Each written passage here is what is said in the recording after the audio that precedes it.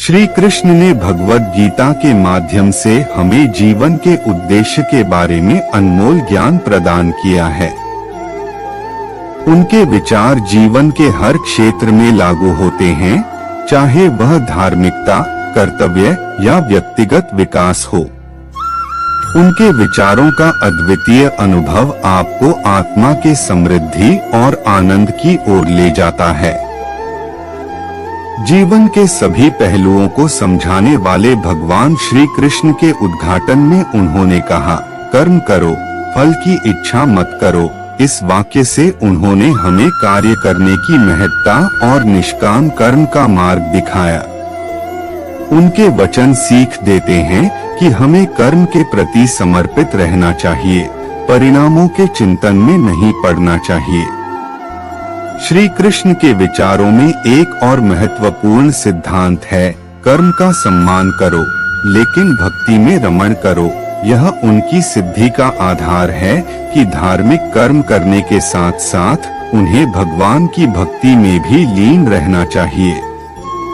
उनका कहना है कि भक्ति के माध्यम से ही मनुष्य अपने आप को भगवान के साथ मिलाकर आत्मा की ऊर्जा को बढ़ा सकता है। श्री कृष्ण ने जीवन के समस्याओं का समाधान भी दिखाया। उन्होंने कहा, जिस चीज का आपके पास नियंत्रण नहीं है उसके लिए चिंता मत करो।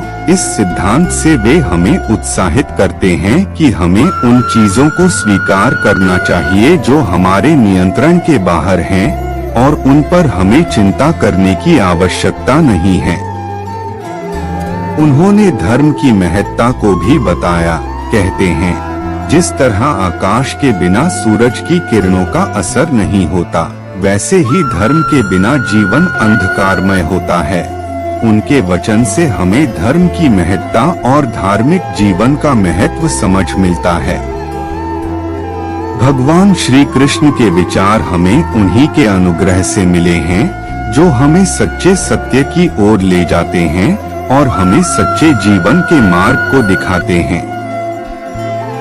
उनके उपदेशों को अपनाकर हम सच्चे सत्य के प्रति आत्मनिर्भर और समर्थ होते हैं। दोस्तों, ऐसी वीडियो देखने के लिए हमारे चैनल को सब्सक्राइब करें।